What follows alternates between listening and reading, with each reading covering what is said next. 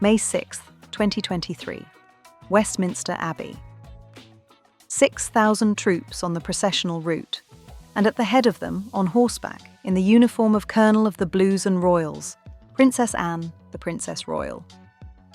Not inside the Abbey, outside it, hiding. Inside, Camilla was being crowned Queen Consort. 2 rooms, same afternoon. One woman receiving the crown the institution had spent 17 years deciding she deserved, the other one guarding the door. That image was not an accident. Nothing about how this institution positions its members at a ceremony watched by 2 billion people is ever an accident. In 2023, Princess Anne, the Princess Royal, logged 457 official engagements recorded in the court circular, the official daily record of royal engagements published by the palace without exception since 1803. King Charles logged 425, nearly 5,000 entries across the last decade alone. Written conditions on her income that her brothers were not asked to meet, no titled children, no institutional safety net of any kind. The person who gave the most received the least, and she is still there. Most coverage frames this as a personality story. Does Anne like Camilla? Does she support William? Is she loyal or resistant?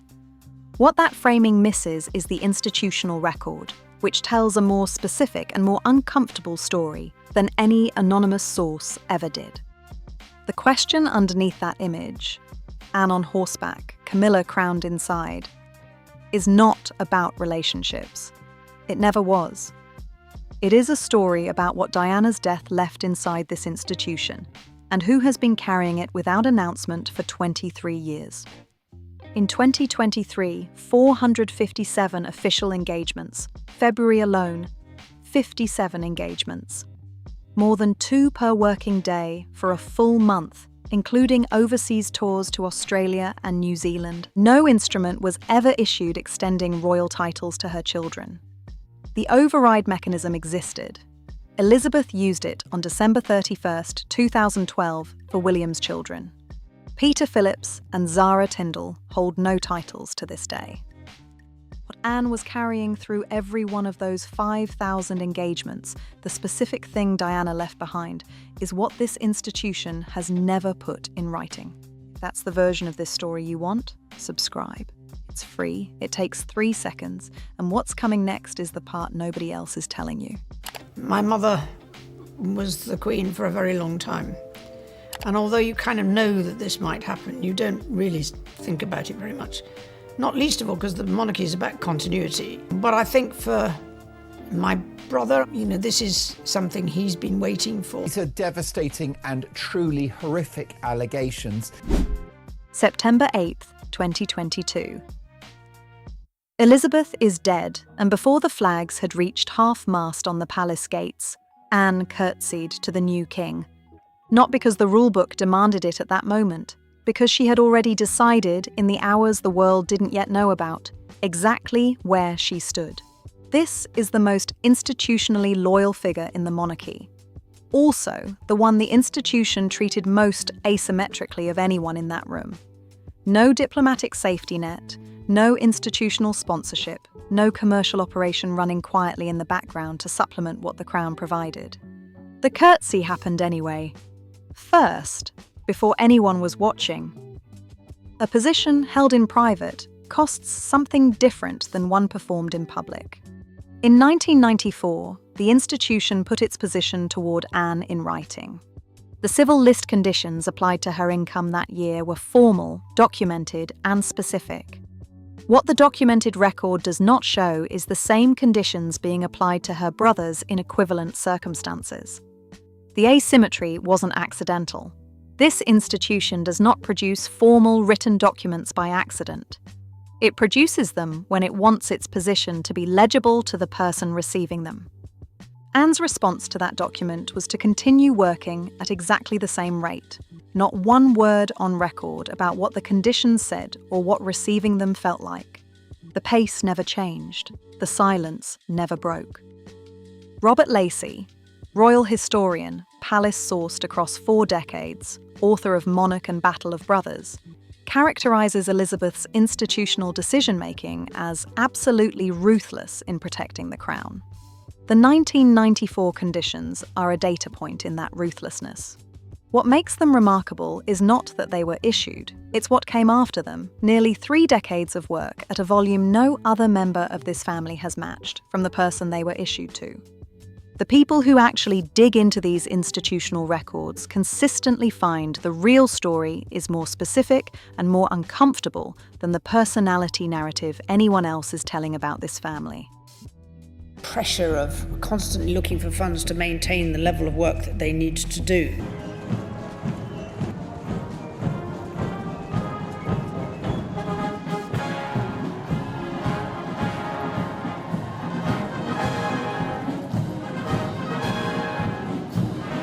The letter's patent asymmetry makes that structural dimension visible. Elizabeth issued an override instrument on December 31, 2012, ensuring all of William's children would carry the style of Royal Highness. The mechanism existed. It had been used. For Peter Phillips and Zara Tyndall, no instrument was ever issued. Anne understood the override was available. The gap between what was possible and what was done is not a footnote. It is the institutional record, stated plainly, without editorializing. That gap is what Anne worked inside for 50 years, without complaint, without a memoir, without a single public word about any of it. Most channels covering this story are telling you about the engagements, the title asymmetry, the civil list conditions.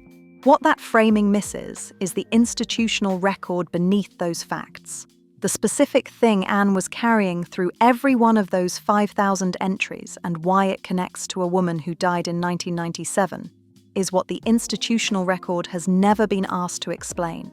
That connection is not in any palace statement. It has never been addressed publicly. What this video is building toward is the moment that connection becomes visible, and why it changes what you think you already know about the monarchy William is building right now. Did Anne curtsy to Charles at Balmoral because she genuinely believed the institution demanded it? Or because she had already decided in the moment Elizabeth died that she was done asking the institution for anything it had never been willing to give her? Drop it in the comments. I'm reading every one. The question is not whether Anne supports William. What William is building has a specific gap in it, the one authority in the monarchy that belongs entirely to Anne, that he cannot manufacture and that his mechanisms cannot replicate. Whether his machinery has room for it is the thing this story is building toward. My brother, this is something he's been waiting for, and he's probably spent more time thinking about it. For the rest of us, it's more a question of, okay, we have to shift the way we support. The court circular doesn't editorialize, it records. Nearly 5,000 entries across the last decade alone. Written conditions on her income in 1994 that the documented record does not show applied to her brothers in equivalent circumstances. No titled children. The override mechanism existed. Elizabeth used it for William's children in December 2012, and no instrument was ever issued for Peter and Zara. The gap between what Anne gave and what she received is not a matter of interpretation. It's in the documents. What Anne was carrying through every one of those 5,000 engagements, the specific thing Diana left behind, is what this institution has never put in writing. Now consider September 8th, 2022. Elizabeth dies at Balmoral. The announcement hasn't been made. The flags haven't moved. No formal protocol requires anything of anyone yet. And Anne is the first royal to curtsy to the new king. Not second. Not eventually. First. The woman who had received the least from this institution of anyone in that house, written conditions, no titled children, no safety net, placed herself first in the new hierarchy before the world knew there was one. That is not reflex. Reflexes don't require a decision. What happened at Balmoral in private before anyone was watching was a position, held clearly at the moment it cost something to hold it. The thing she curtsied toward, and what Diana had tried to protect the institution from losing, is what this video is building toward. May 6, 2023, 2 rooms, same afternoon.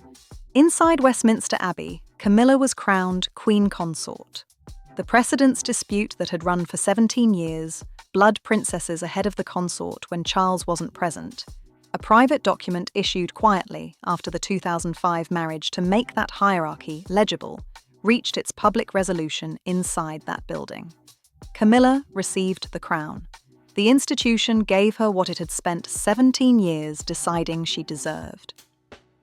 Outside, Anne was on horseback at the head of 6,000 troops, gold stick in waiting, the monarch's ceremonial protector, a role dating to the 15th century, personally requested by King Charles. Not an automatic rotation, a specific ask.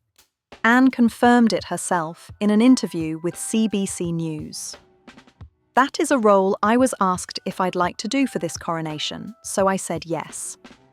The uniform she wore solved what she called her dress problem and placed her, visibly, at the head of the military procession while the crowning happened inside without her.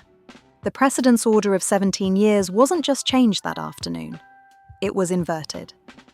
Anne accepted it completely, immediately, without a word on record about what the inversion meant or what accepting it cost. I've been watching this institution for years. The coronation was supposed to be the resolution. Camilla crowned. The 17-year question closed. The institution moving forward. What it actually was the moment Anne's position became the only one in the monarchy that couldn't be taken away. Did Anne accept the coronation positioning, gold stick while Camilla was crowned, because she had made peace with what the institution had always decided about her? Or was it the moment she understood she had won something it could never give her and never take away? Tell me what you think. What Camilla's crown didn't touch, what 17 years of institutional silence couldn't erase, is the thing William has already recognized he cannot build. Before I tell you what William has already recognized about Anne's authority, do you think Anne has ever told him? Or has she spent 50 years building the thing William needs most without ever asking him to notice it? Comment now, because the answer changes everything about what happens when William becomes king. The counter-argument is reasonable. Protocol is automatic. The coronation positioning was procedural. The curtsy at Balmoral was expected of all senior family members at a transition of reign. Anne was simply following rules that applied to everyone equally. Stop there. Vernon Bogdanor, Professor Emeritus of Government at King's College London, 30 years at Oxford before that, author of The Monarchy and the Constitution, the standard academic reference on Crown constitutional law, characterises the royal precedence framework as not self-executing. It required individuals to make specific interpretive choices at transitional moments. Quote, needed, Bogdanor, exact wording, verify before recording. Bogdanor has spent his career advocating for the monarchy's modernisation. His natural position would minimise the significance of precedence distinctions. That he characterises the framework this way is against his institutional interest.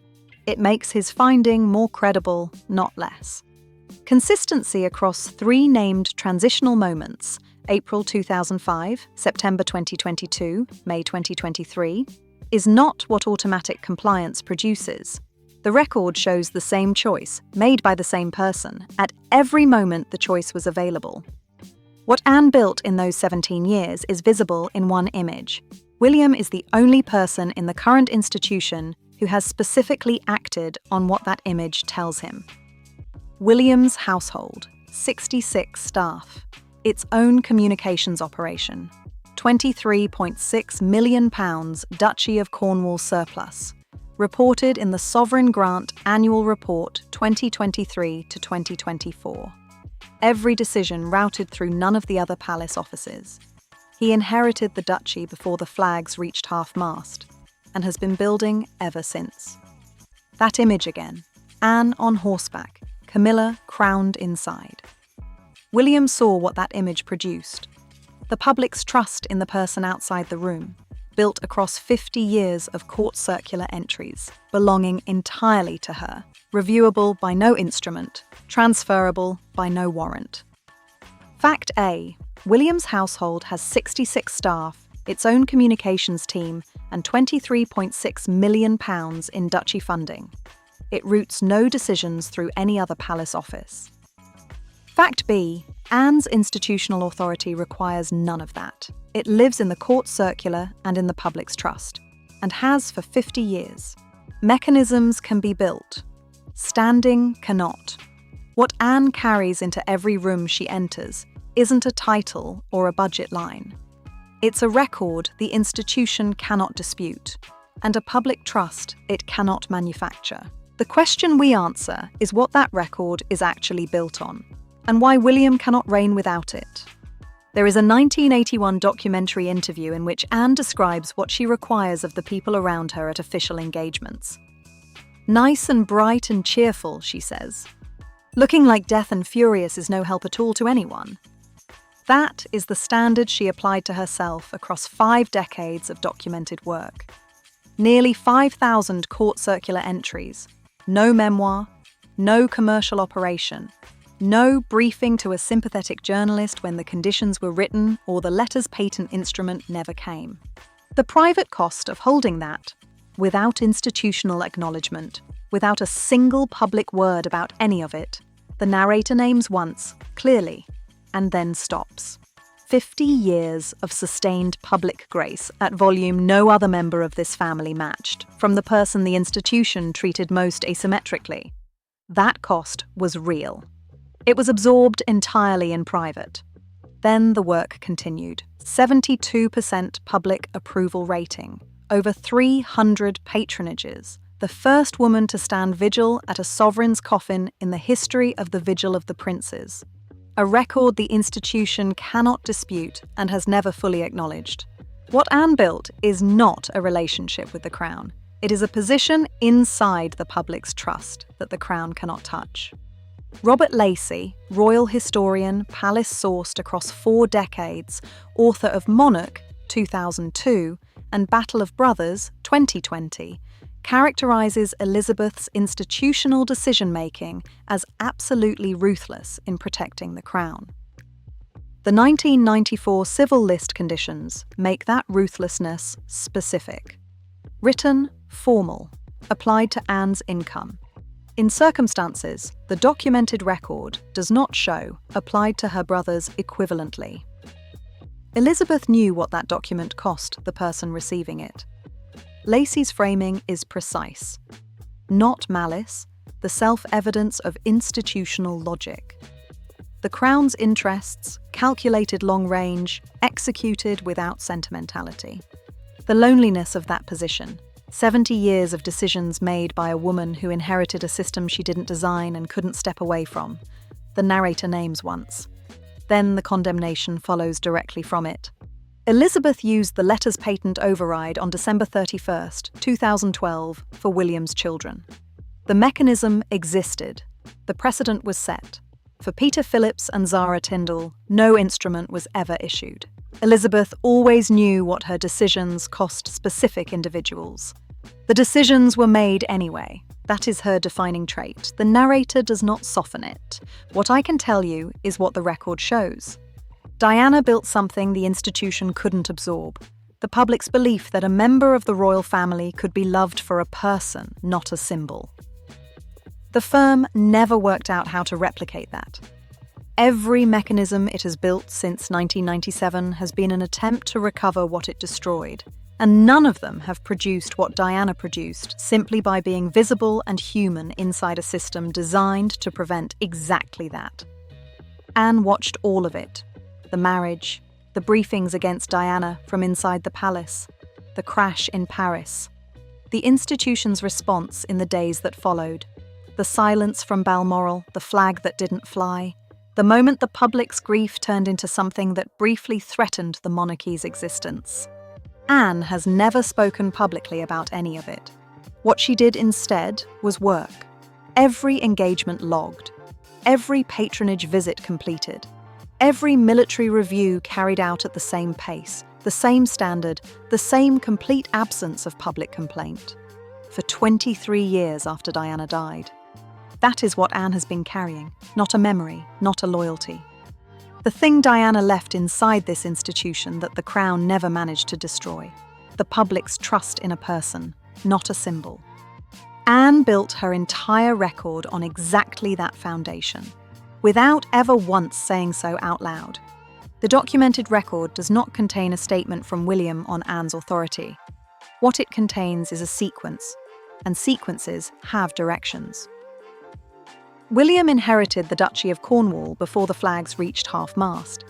He exercised that authority on the household structure immediately. 66 staff, separate communications operation, no decisions routed through any other palace office. Robert Jobson, royal author and correspondent, no institutional brief for either household, characterises William's approach as deliberately ruthless in protecting the monarchy's future shape. 3 documented decisions, each structurally unremarkable, each pointing the same direction. Anne has never addressed whether her 17 years of consistent positioning was a deliberate choice. The palace has never addressed whether the 1994 conditions applied to Anne had equivalence for her brothers. Anne has never commented publicly on what her institutional role looks like under the reign that is coming. What that silence sits alongside is the documented record of what she did instead. Both are in the record. Only one gets written about. Penny Junor, royal biographer, confirmed palace access, author of The Duchess, places Camilla as slightly intimidated by Anne. Consider what that means. The woman who waited 35 years, who received the crown inside Westminster Abbey, who won the longest game this institution has seen in a generation. That woman was intimidated by the one outside the door, on horseback, carrying a gold-headed staff, guarding the building. Here is my read. Anne never asked this institution for anything it wasn't willing to give her. Written conditions, no titled children, no safety net. She absorbed every asymmetry without a public word and kept working. That is not submission. It is the longest game anyone in this family has played, and it produced the one thing the institution cannot manufacture, redistribute, or take away. William knows exactly what he is inheriting. Not just the duchy surplus, not just the household structure or the warrant power or the communications operation. He is inheriting an institution that destroyed the last person who held the public's trust the way Anne holds it now. And he is building his reign in full awareness of what that destruction cost the monarchy it was meant to protect. Whether his machinery has room for an authority he cannot manufacture. That is the question this institution has never had to answer before. It is going to have to answer it now. Here is what you thought this story was about. An aunt and a nephew. A working royal and a future king.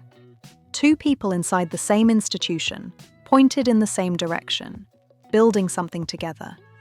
That reading is wrong. This is a story about a death in 1997 and what it left behind. Diana didn't just leave 2 sons. She left something inside this institution that the palace had no instrument to remove. The public's belief that a member of the royal family could be loved for a person, not a symbol. The firm never recovered from that. It has spent 23 years trying to replace what it destroyed and failing, because what Diana built couldn't be manufactured. It had to be earned. Anne understood that before anyone else in this family named it out loud. Every engagement logged in the court circular. Every military review. Every patronage visit carried out without a communications team designing the optics. Nearly 5,000 entries across the last decade alone, not as a campaign, not as a positioning exercise, as a record, the kind of record the institution cannot dispute and cannot take away, because it belongs entirely to the person who built it. What Anne has been carrying through every one of those entries is not loyalty to the crown. It is the thing Diana left inside this institution that the crown never managed to destroy. And that is a completely different story. The most powerful position in any institution is not the one that was given. Titles get withdrawn. Income conditions get written. Letters patent get issued for one set of grandchildren and not another. Precedence orders get revised in private documents that never see a public announcement. The institution giveth, the institution taketh away. That is the only thing it has ever been consistent about. What it cannot touch is a record built entirely on work it required and never fully acknowledged. Anne's standing doesn't live in a warrant. It doesn't live in a palace statement or a press release or a title that a future sovereign could review and revise. It lives in the court circular, 50 years of entries publicly verifiable, belonging to no one but the person who showed up and did the work. The public trust that follows from that record is not transferable. Nobody appointed it. Nobody can remove it. That is the only kind of authority this institution has never worked out how to absorb. There is something the next video is going to cover directly. In November 2022, Parliament passed the Councillors of State Act. King Charles requested it. It added 2 names by statute, Anne and Edward, ensuring they could act on the monarch's behalf during absence or illness, regardless of where they sat in the line of succession. The institution put Anne's name in primary legislation. Not a courtesy, not a ceremonial appointment, a named statutory authority. When William becomes sovereign, that act doesn't disappear. What changes is who sits at the centre of the institution it was written to protect, and what William does with the authority Anne carries when the reign is fully, irreversibly his. That question, whether William's machinery has room for the one authority in this monarchy he cannot manufacture, is what the next video is about. Does Anne hold the one thing William cannot build for himself, or has she spent 50 years carrying something the institution will eventually take from her the same way it took everything else?